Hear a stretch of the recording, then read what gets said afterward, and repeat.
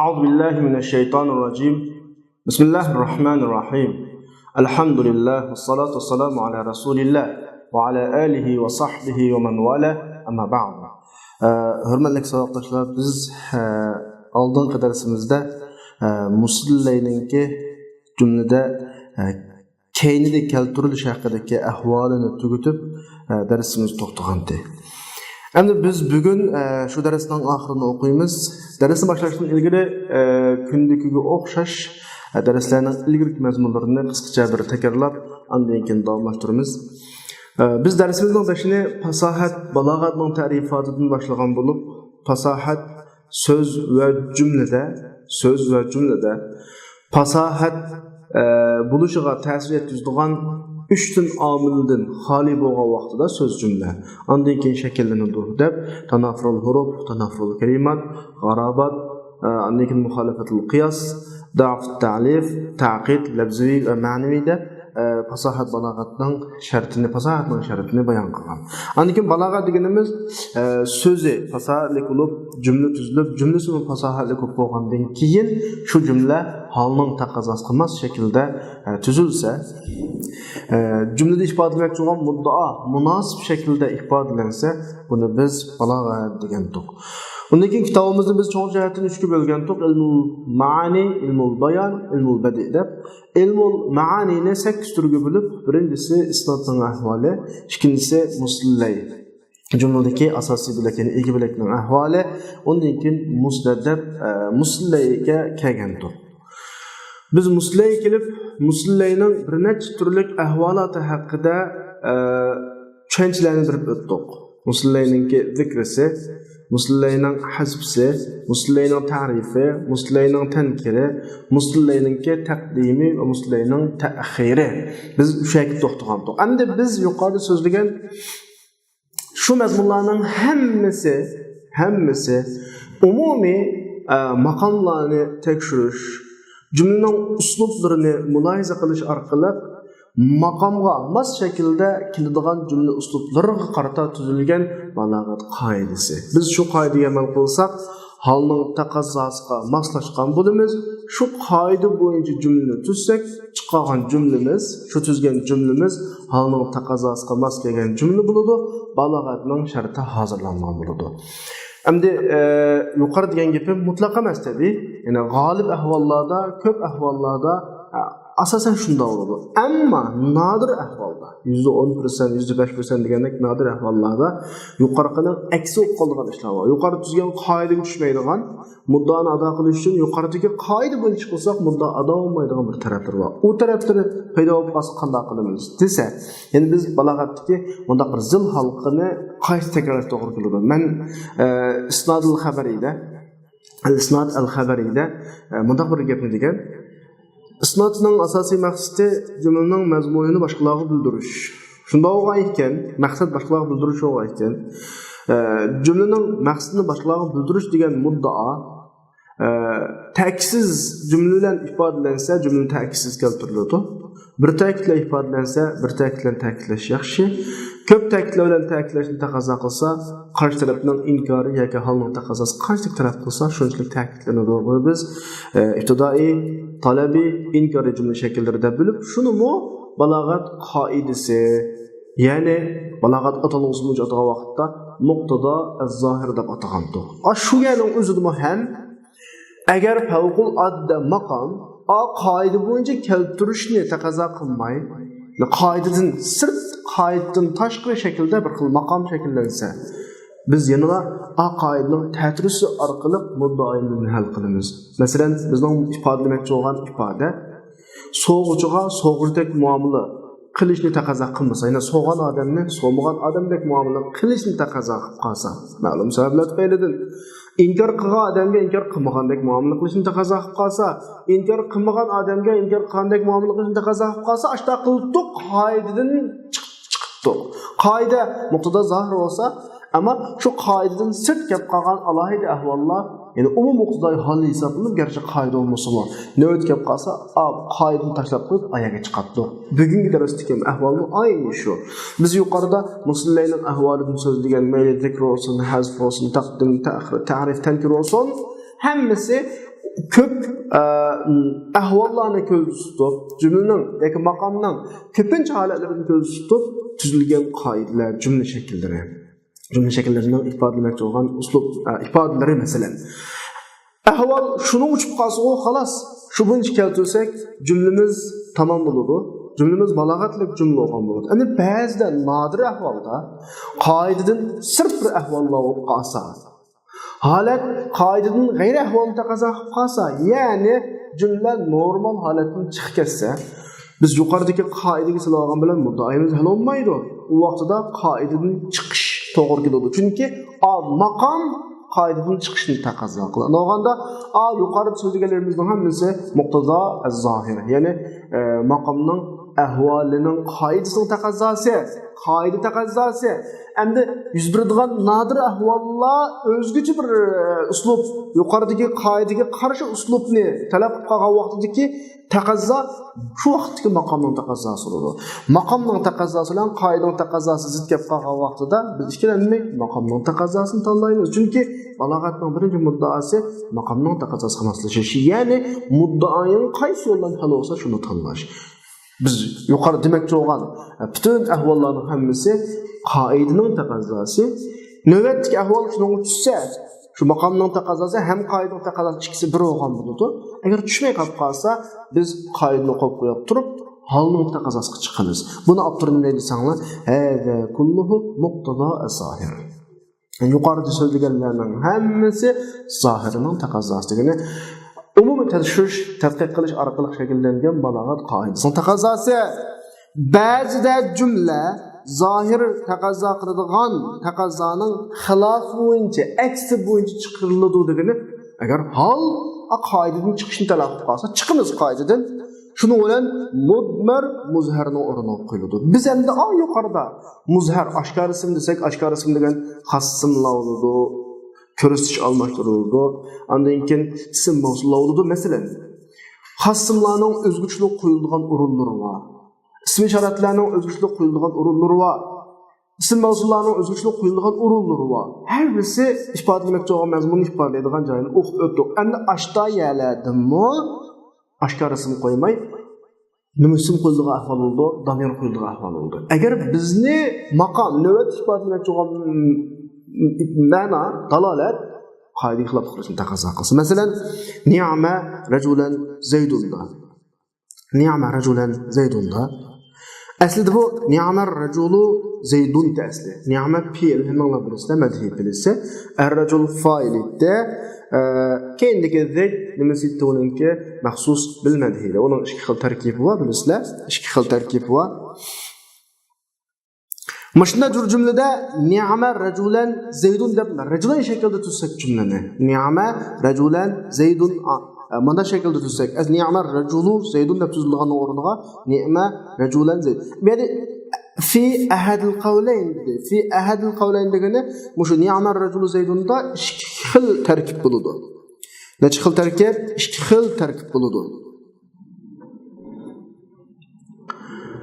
Ikki xil tarkibning birisi İki xil tarkibning birisi ni'ma rajulu zaydundagi zaydun xabar muaxxar. Mubtada muaxxar. Ni'ma rajulu xabar muqaddam. Bu bir tarkib. Bu yerda bizga misollanmaydi. Yeni bir tarkib ni'ma fi'l, ar-rajul fa'il ise zayd tashlangan mubtadaning xabari. Maqrulni bizga misol oldi. Biz mashta degan vaqtimizda ni'ma fi'l ar-rajul fa'il bo'ldi. Zayd tashlangan mubtadaning xabari bo'lg'achqa ni'ma degan fi'l fa'il talab qiladi. Fi'l fa'il talab qilgan vaqtida buni fa'il oshkor keltirilishi kerak. Lekin ni'ma rajulan zaydun desak, vaqtda ni'maning fa'ili bo'ldi, damir bo'ldi, rajulan emas. Faqat rajulan bo'ldi, tamyiz bo'ldi. Tamyiz. Bu ma'runda ar-rajulning o'rniga qana qilindi? Rajulan qo'yildi. Balkim bu yerdagi sabab yani ni'ma rajulu zaydun desa normal jumla bo'ladiki, ni'ma rajulan zaydun desa izoh ba'da al-ibham da bir qoida va bir narsani mujmal keltirib bo'lgandan keyin qana qilish izohlash. Ni'ma fa'il yo'q, nima bu? Rajulan orqali izohlash deydigan bir xil ahvol bo'lishi mumkin.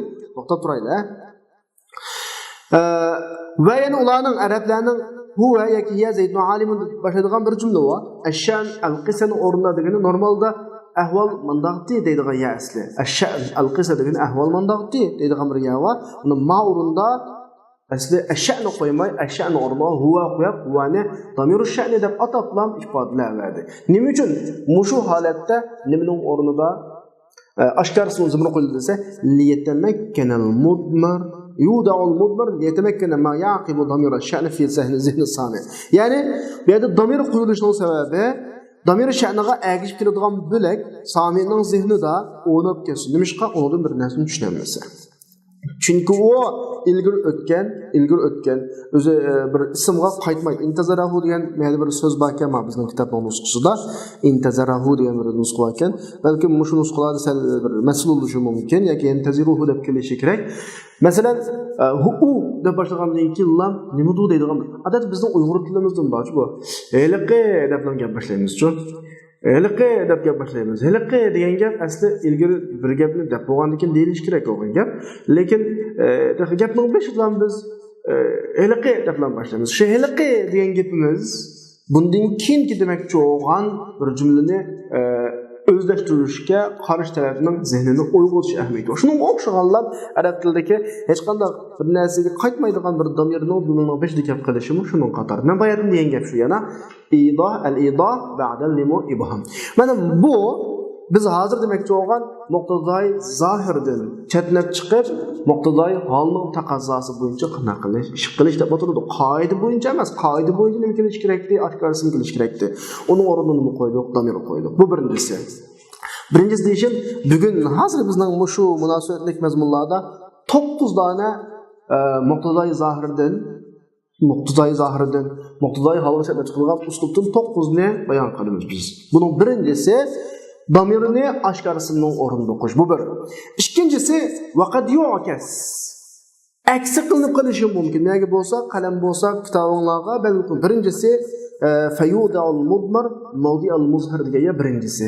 Hozir biz bayon qilmoqchi bo'lgan 9 turlik nimaning o'rnida muqtadoi zohirdan chetnab chiqib, muqtadoi holga chetnab chiqadigan uslublarning birinchisi damirning aşkarısının o'rnida qo'yilishi. İkincisi vaqad yu'kas.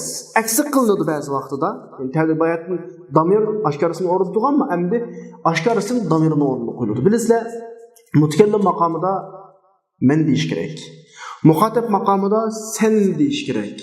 G'aybat maqomida ilgari bir qitim tilg'ilinib bo'lgan odamning maqomida u deyilish kerak. Mushu ahvollar endi mushunda bo'yicha bo'lmay aks bo'lib qolsa. Masalan, birisi ma'azroq bir egiz pas gap qilsa, men deyman, "Voy, Muhammad va ya, bunda qilmaydi" deb o'zi men demay, o'zini Muhammad deb ismi bilan atab turib, birisi ma'azroq tahdid qilsa, odam ismi Ahmad bo'lib qolsa, Ahmaddan qo'rqadigan odam tug'ilmadi deb qo'yamiz. Sen demay, sendan qo'rqadigan odam demay, Ahmaddan qo'rqadigan odam deb qo'yamiz. Oldida u odam asli sen u. Lekin senning o'rniga nima qilib qo'ydik? Ahmadni qo'yib qo'ydik masalan. 3 odam o'ttirdik. Men qishimdagi men ancha gap qilmaydigan odam. Paranglashmayman. Azab og'rinish qilib deydi. Oldimdagiga, "So'rab boqinglar, men taxundim.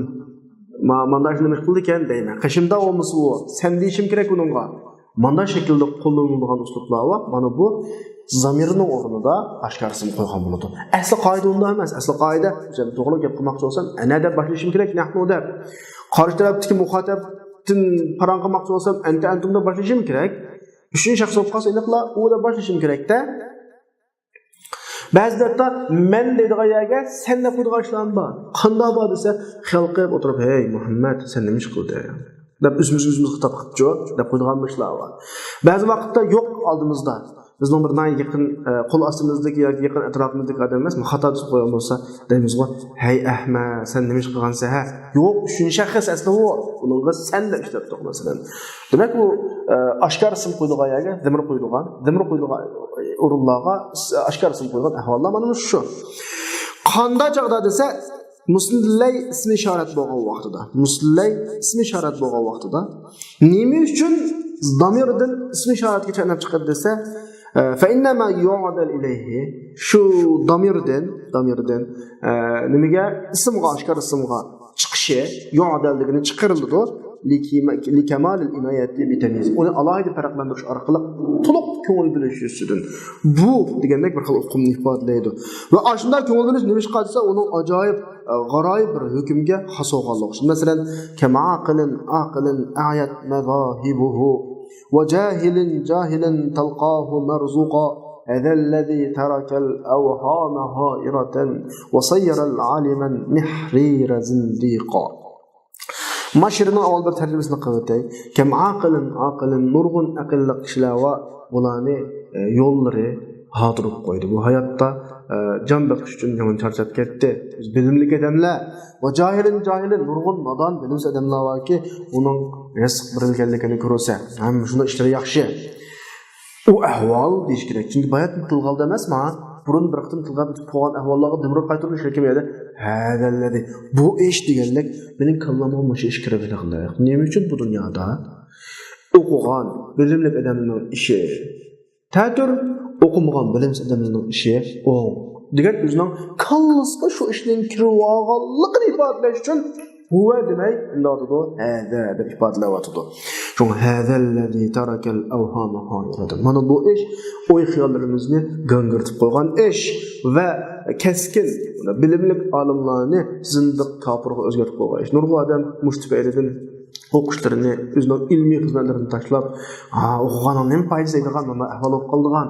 Masalan, xalq o'zining xalqiga, o'zining millatiga manfaatli ilmiy xizmatlarni qilishning o'rniga shu boshqa yo'llarga ko'ngilgan ahvollar mush ish tufayli chiqdi deb shoirning qaqshigan bir tarafi. Bizga misol oldig'ini u deydigan o'rniga halani keltirishi kallasiga mush ishning kirib olganligini ifodalamoqchi. Bu ish, ya bunda bir xil bizmi o'qisini birga qilamiz ya. Bir ishlarni qarang qilib, hey bu ish meni faqat bir aram qil deymizmi? Shu bu ish asli parangni qilib ketib qolgandan keyin, u bir qitim gapi o'tgan gap bo'lgandan keyin u deyilish kerak-da, u. Lekin u deyilmay bu degani mening kallamga bek kirib oldi deganni qanaqa qilish ifodalash. Yoki yu'dalu ilayhi damirdan Aşkar ismga yetkildi. Nimishqa sami'ni qanaqa qilish uchun, zangli qilish uchun agar u odam ko'zi qarg'osa. Bu hammasi misol tariqasida keltirilgan gaplar. Masalan, qashimda qarg'o odamdan birisi ama odam buni masxara qilib, qarasam ayaga deb qo'yma. Ma'nodan qarasa deyapti. Ma'nodan qarasa deganligimning o'zi ko'maydigan odam, ko'ramaydigan odamga ma'nodan qarasa deganligimning o'zi masxara qilganlik bo'ladi-da. Yoki uning dötligiga qarata nido qilish uchun deydi. Nido qilish degani, dötligining mukammalligini to'liq döt. Masalan, mashta deb bilmasam bo'lmaydi. Sen qara, ma'non qara, ha, mavvo degandek bir xil gap. Yoki uning zerakligini qanaqa qilish, ifodalash, yoki uning bak oshkor ekanligini da'vo qilishga, mashta ish qilib mushi ish deb mana. Bu ishmi deb bunda shaklda ifodalash, iniq ish qil degandek ifodalash uchun. Masalan, aşkarının, bek mükemmel aşkarının dava, li-iddia kemal zuhriyen to'liq aşkar ekanligini da'vo qilish uchun kelgan misollardan birisi mababni g'ayrimuslimlarni g'ayri. Bizga muslimlarning g'ayri olsin bo'ladi. Biz deb bo'ldik bu gapni. Biz tushunishib bo'ldik-ku. Bu ahvollarning hammasi biz tartib bo'yicha muslimlar so'zlayotgan amaliyotda jumla bilaklardan hammasi tepildigan ahvol. Mushuning misollaridan birisi Abdullah ibn Dumaynaning bir so'zi var. Ta'alal tikay ashja wa ma biki illatun turidina qatli wa qad zafarti bidaliki. Sen qasdan kesel bulup aldın. Key ashja, men bir aram buluşum için qattiq kesel bulup aldın, ağrıp yetip aldın qasdan. Wa ma biki illa. Sende kesel yok asli. Turidina qatli, meni öldürmekçi sen. Wa qad zafarti bizalik. Sen hakikaten şununga yettin. Şununga asli. Ununga emas, şununga. Gördün mü mana? Öldüm mana, men tugaşdim hazır. Ahvalim manda mana degandek özünün şu hal uçup qalganligini ifodalab, iniq qo mesela. Bunun bu ahval uçup qalganligi aniq degandek bir xil ahval iniqlashdi degandek ma'noni ifodalash uchun shu ma'runda damirning o'rniga nima keltirilyapti? Ashkar ism keltirilyapti. Bu o'rinda ismi ishoratga keldi, amida degani keldi, yetkeldi. Halbuki mushoyilay g'ayri mahsus ismi ishorat aslida ko'zdan ko'riladigan narsa bo'lish kerak. Va hissiy narsa emas, aqliy narsa. Ashunda bo'lishi uning o'ltirganligining iniq ekanligini da'vo qilish, iniq o'lti odamni tugashdim men deb. Va uning mahsus qo'shish amaliy ko'zga ko'ringan, o'ltirganlikning iniq hammadan ko'zdan ko'ryapti buni degandek bir xil da'voni ifodalash, shu xil ahvolni ifodalash uchun damir keltirdigan o'rinda nima keltirilyapti? Ashkar ism keltirilyapti. Endi bayatni biz degan biz Əlaqə 9 uslub bizdə qalmasmı? 9 uslubның birincisi aşkar isminin ornuğa demir qoyğandı. İkincisi dimirin ornuğa aşkar ism qoyğan. Aşkar ism hər xil buludu. Biz bayatdan ismi işaret bolğan qisminin ifadələydiğən məzmunlarını dep ötdük. Əmdə odur əgər damirin ornuğa qoyulğan aşkar ism işaretdən başqa olsa. Yəni ism işaret bula verməydi o ismlərin hamısı. Başqa ələmlər olurdu, ism mavsullar olurdu. Bu temkinni ziyoda qilishligini masalani texmo muayyan bektivetish masalani muqarrarlashtirish uchun bo'ladi. Qul huvallohu ahad Allohus samad. Birinchi oyatda Allohu ahad deb Alloh kalimasi bir qitim o'tgan bo'lgandan keyin ikkinchi oyatda huvas samad desimi bo'ladi qoidada.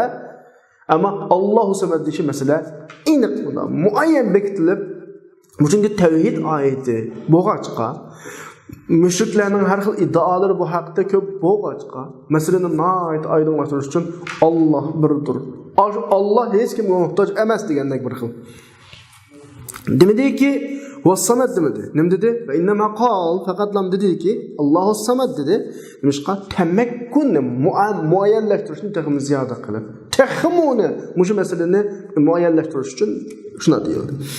Yani bununla o'xshash misaldan birisi Allah subhanahu wa ta'ala'nın ve bil haqqi enzelnahu ve bil haqqi nazal qarama ve bil haqqi enzelnahu ve bihi nazal desimi buludu. Çünkü haq aldıq bir qitim o'tgandan keyin ikkinchi qitim domir keltirisi buludu.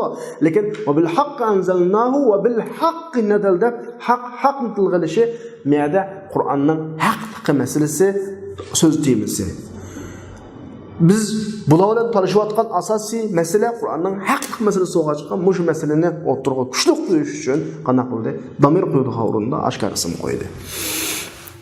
Yoki yani damir qo'ydi o'rinda oshkor ism qo'yishi sami'ning qalbiga, anglovchining qalbiga qo'rqinishni kirgizish, hayvatini oshirish yoki buyurilgan ishning sababining kuchli ekanligini qanaqa qilish ifodalash. Bu bir misol masalan. Buning misoli Amirul Mu'minin ya'muru bikaza.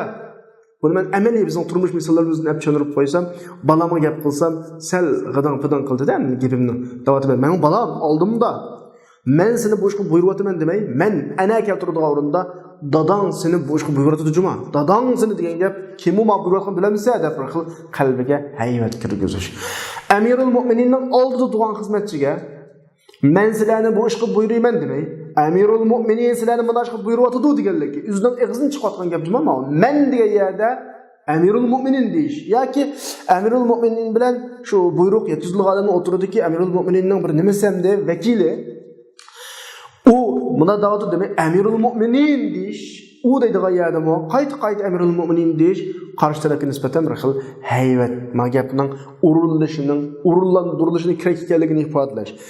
Taqviyati doil ma'mur degani buyurilgan mush ishning sababining yani orqa tirkining kuchli ekanligini ifodalashga ma'odatlik emas.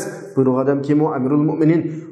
Dadang mashqa buyuryapti seni desa, mao addiy emas. Bunu buyurgan dadang. Sen ananı qaxtıvatsa deb anasının özü dese. Bir bala anasını qaxşatsa, anasının özü bilemse, sen ananı qaxtıvatsa dese, mesele söz temisi anı iken deydigan bir xil hayvat kirdi yerga. Mana bu bir misal. Onu başqa oshkor ism domirning o'rniga qo'yish, ya'ni buyurilmaning sababini arqtirgandan keyin kuchli bo'lganligini ifodalash uchun qarta muslay bobining g'ayridan biz hozir muslay to'g'risida so'zlayapmiz, lekin muslay bobining g'ayrida bo'lsin bo'laverdi. Bu nachrada to'g'buni. Mujnunga bir misol Alloh subhanahu va taolaning "Fa iza azamta fatawakkal alalloh." Fatawakkal alalloh.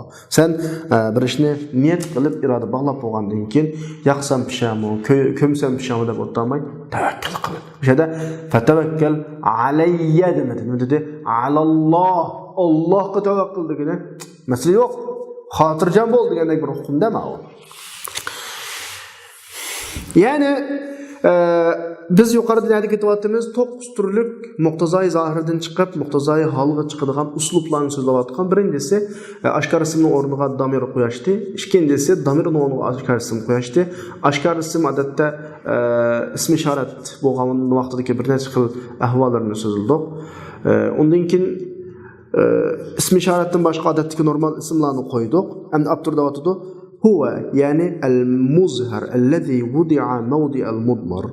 Mudmarning o'rnida qo'yilgan oshkor ismini ishoratdan boshqa oshkor ism nima uchun desa isti'tofda mehribonlikni ifodalash. Va har xil misol ammo avtorlarga bu yerdan akilatdi. Bu misol Muşta o'rinlarni ko'rib qolsak, har xil ehtimolliklarni o'ylasak bo'ladi. Har xil sabab ifodalamoqchi bo'lgan har xil muddao bo'lishi mumkin.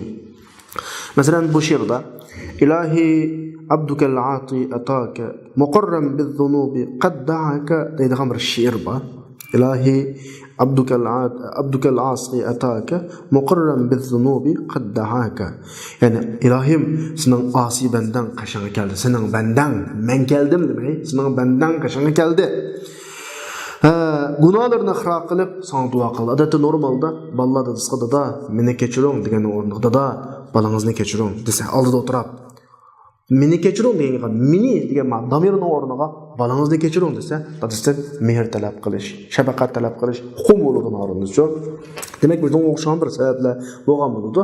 Bu muqtadoi zohiridan chatnab chiqib, muqtadoi holga qanaqa qilgan bo'ladi, muqtadoi holga chatnab chiqqan bo'ladi. Biz buningdan ikki uslubni ko'rib bo'ldik. Endi uchinchi uslub. Mesela maşirda hazırki ilahi abdukal asi ataka degan şirda nimdimidi anal asi ataytuk demidi mesela. Anal asi ataytuk demidi. Yani men bir asi senin qachon keldim demidi. Chunki abduka degan lafzida mehribonlikni, shafaqatni taqozo qiladigan bir xil bo'ysunish bor. O ana degan lafzda yo'q. Ma laysa fi lafz ana degani unda mehribonlik, unda shafaqat ana degan lafzda yo'q.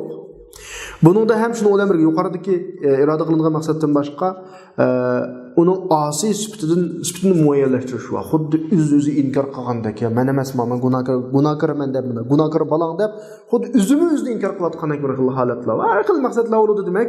Mushta bir sabablar tufaylidan yuqorqidek zimrining o'rniga nima qo'yildi? Oshkor ism qo'yildi. Shuning bilan 9 dona muqtazoi zohiridan nimaga chatnab chiqqan, muqtazoi holga chatnab chiqqan uslubning ikkisi qanday qildi tugadi. Uchinchisiga endi keldik. Endi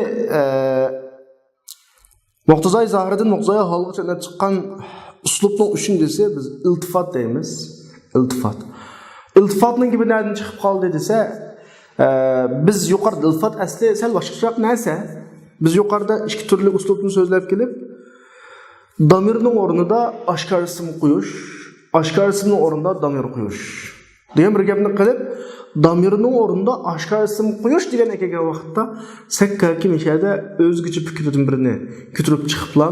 Shumi iltifot degan bir gapni ko'tarib chiqdi. Asl iltifot sal boshqa. Uni so'zlaymiz sal turib. An Abdurud Sakkaki misha kelgan vaqtda o'z fikrinda bor. Mishada qalam bo'lsa iltifot degan gapni misha yozib Sakkaki, qala Sakkaki degan boshqa yozam. Iltifot mishadan boshlanadi. Iltifotning gapi. Ammo bu yerda Sakkakining fikri bilan bizning fikrimizning o'tirida farq bo'lg'achqa, shoma gapni davom etiraman. Matur yani kalamni hikoyatga, g'aybatga bo'lgan hikoyatga naql qilish, xuddi ilahi abdukal asi ataka degan men deydiganning o'rniga u deb so'zlashini, men keldim degan o'rniga sening bandan keldi deb mana shaklda akilish, xuddi ilahi abdukal asi degan misolda bu muslilarga xos emas. Buni hamma bilamiz. Buni bizda debkivatimiz desatdan tortib, yoki bu o'lchamga xos emas degani bunun boshqa shakllari bor deb bir uslub yaratmoqchi ma'noda. Faqatlam takallum, xitob, g'aybatdan mutlaq degani har birisi yana bir o'tkiladi.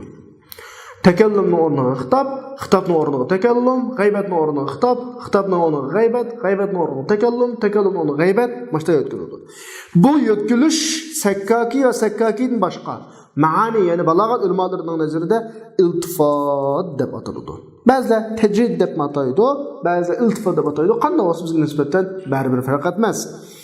Buning misoli Imroil Qaysninki dadisqa marsiyaq o'qigan qasidasi kelgan bir she'r va tatawala layluka bil asmudi wa nama al khaliy wa lam tarqudi wa batat lahu layla ka laylatin dhil athir al armadi wa dhalika man naba jaa min naba'in jaani wa khubbirtuhu an abil aswadi degan ma she'rda Tatawala layluka bil asmudi. Senin keçen asmud degan joyda bak uzrab ketdi, bak uxlab ketdi. Tang atmadi odatda bir odamning qattiq jiddiy ish bo'lsa, jiddiylashgan vaqtida kecha yo'rg'ilmaydi. Bu o'zgida o'tmaydi. Hey, men kecha hajab uzrab ketdi, tang atmayapti.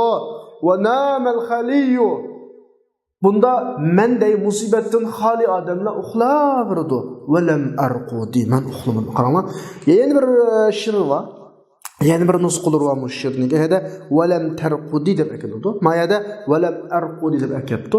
Velam arqudi desa tatawala laylukani iniq aşkarlab qo'ygan bo'ladi. Yani haqiqatan da men demek ekanligini aşkarlab qo'ygan bo'ladi. Asli mening kecham asmud degan joyi uzrab ketdi desa bo'lgan gap, men o'rniga sening kecham davotida. Mana bu Sakkakining nazarida nima iltifot. Deydi Sakkaki. An imom Quzvini yani maktabning avtori İmam Sakkaki bilan tövendeki gapida, yuqoridagi gapida munozirlashdigini İmam Quzvini bilan Sakkakining o'xshamaydigan zil bir halqasi bor. İmam Sakkaki deydi, har qanday iltifot g'aybat keltiradigan o'rinda boshqa uslublarni keltirilsa, xitob keltiradigan o'rinda yana birini keltirilsa, g'aybat yana bir demak 3 shaxs Xitob, mutakallim, g'aybatdan iborat 3 shakl, takallum g'aybatdan iborat. Birisining o'rniga birisi olinish. Kelsa iltifot deydi Sakkaki. Ammo imom Quzvini unda demaydi. Imom Quzvinining nazarida qaranglar, fayaqul. Imom Quzvini deydi-ki, mashhur fikr, iltifot deganimiz bir ma'noni 3 yo'lni birga ifodalash. Ya takallum, xitob, g'aybatlan bir jumlada. Şu ma'noning o'zini mushu yo'llardan yana bir yo'llar bilan ifodalab bo'lgandan keyin, ana onda Quzvinining fikri nima ekan desanglar, bir jumla bor, bir abzas yoki bir jumla. Beshida takallum uslub bilan so'zlab kelayotgan. Bu uslub tuyg'usiz abzasning keyingi bo'lgan vaqtida, ya jumlaning keyingi bo'lgan vaqtida takallumdan boshqa xitob yoki g'aybatga yo'tilib ketdi. Yoki uslub xitob bilan o'tkilayotgan jumla yoki abzasning oxiriga bo'lganda g'aybat bilan takallum o'tilib ketdi. Yoki g'aybat bilan boshlangan xitob bilan takallum o'tkazdi. Ma'u iltifot deydi. Ha, farqiga diqqat qiling. Sakkakining degani bir jumlada ikki uslub bo'lmasin bo'ladi. Bir uslubda kelib o'tib, yana bir uslubga o'tkazmasimi bo'ladi. Unda qilsimi tabiiy iltifot. Lekin unda qilmay takallum keltirilgan yerda xitob keltirsa, xitob keltirilgan o'rinda g'aybat keltirsa, g'aybat keltirilgan yana birini keltirsa, iltifot bo'lar deydi. Ammo Quzvini yo'q, u iltifot emas. U iltifot emas. Iltifot deganimiz avval jumlaning beshida yoki abzasning beshida uch uslubning birisi bilan kelgan. Undan keyin shu ifoda, shu ma'no yana bir uslub bilan kelgan. Xitob so'zlab o'tib g'aybatga, g'aybat so'zlab o'tib takallumga o'tkazilgan bo'lsa, bu iltifot deydi. Undaganda imom Sakkakining nazaridagi iltifotning doirasi sal kengroq. Bence tushundinglar. Mana bu ta'rifot musannif degan iltifotning ta'rifoti, ya'ni imom Quzvini degan iltifotning ta'rifoti Sakkakining ta'rifotidan axasroq degani doirajati ta. Chunki bir ma'no bir jumla yoki bir abzasda ikki yerda ikki uslub bilan kelish kerak.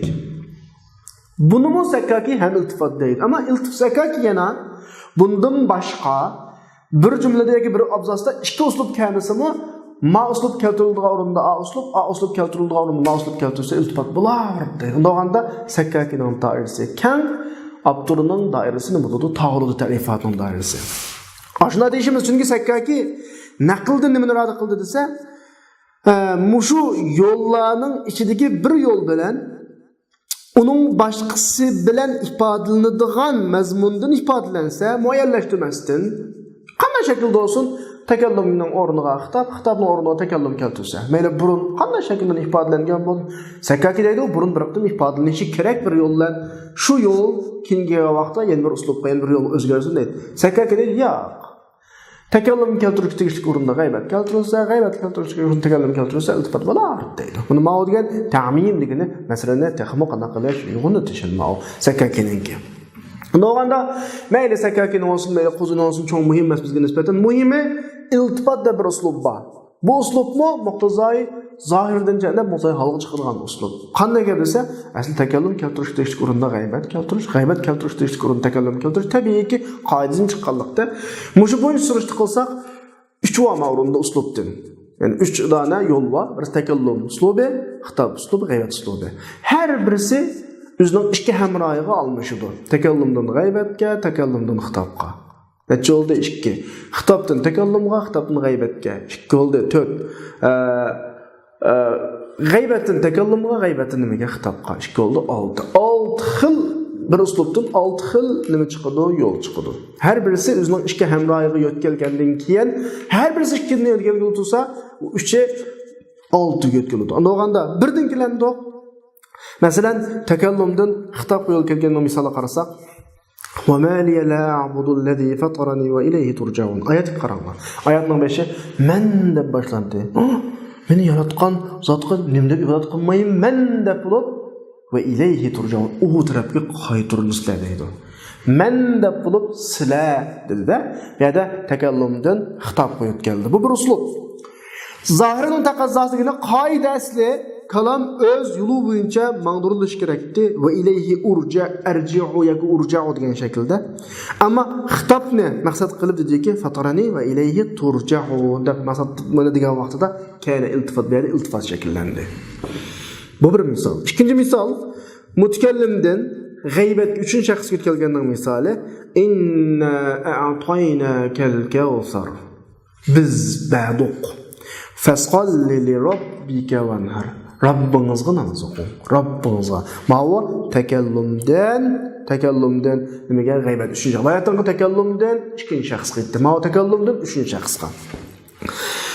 Zahirining taqozosi degani qoidasi, balog'at qoidasi nima deyish kerakdi? Fasqalli lana deyish kerakdi. Lekin u bu taqozodan chiqib, g'aybatga chiqib, fasqalli li robbika dedi. Bu bir misol. Üçüncü misal, xitobdan takallum o'tganning misoli Alqamat ibn Abdul Fahnning so'zi tahabika qalbun fil hisani tarubu bu'ayda shababi asrahana mashibu yukallifuni layla wa qad shatta wal yuha wa 'adat 'awadin baynana wa khutubu degan she'rda tahabika qalbun fil hisani tarubu seni yaxshilik babida nayt xursand bo'lgan qalbdan birisi aketdi. Yaxshilikning oxirida sen oshiq olding demakchi. Ya'ni qirilik yiqilishqa vaqti, qirg'anda oshiq olding, oshiq demakchi. Yukallifuni layla seni deb bo'lib ammada mini deyotdi. Nadagi xitobdan takallumga. Ikkinchi misroda yukallifuni layla. Layla meni qanday qiladi? Taklif qilaveradi, taklif qiladi. Vaqat shatta va yuhak uning qiytish kerakli. U yetkilolmaydigan bir holat kelib qoldi. Va 'adat 'awadin baynana va khutub.